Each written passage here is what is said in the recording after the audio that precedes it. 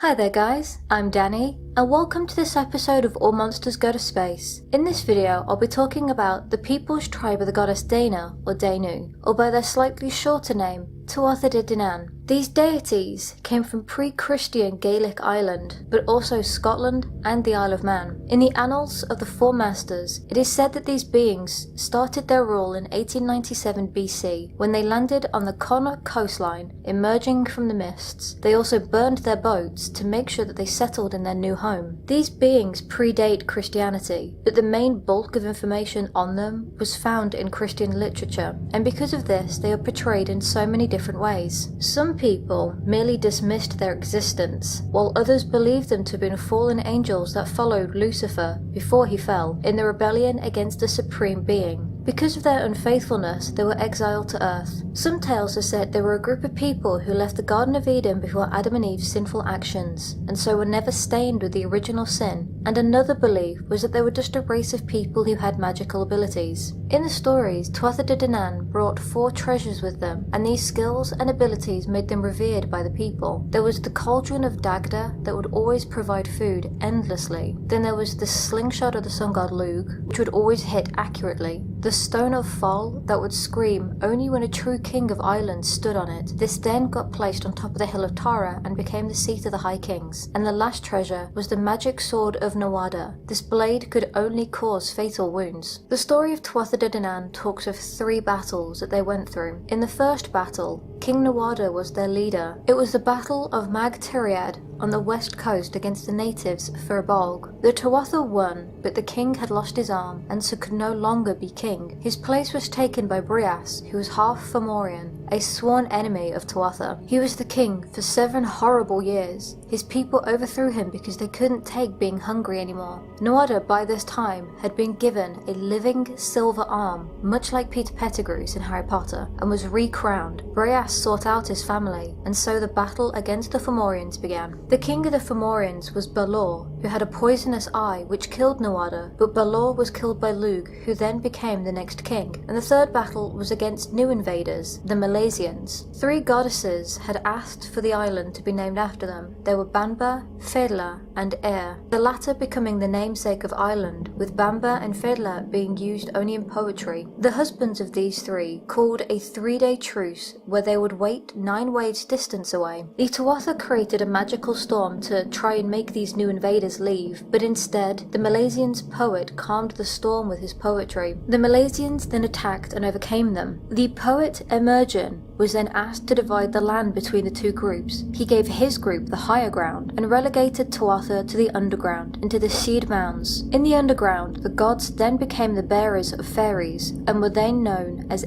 Seed, or the people of the mound, hence the reason why Sheeds are now called fairy mounds. Well, I hope you enjoyed this video. If you did, then please leave a like, subscribe and hit the notification bell. It really helps out our channel. Again, thank you for watching, and I'll see you in the next one, in the comments section and over on our Twitter page. Bye!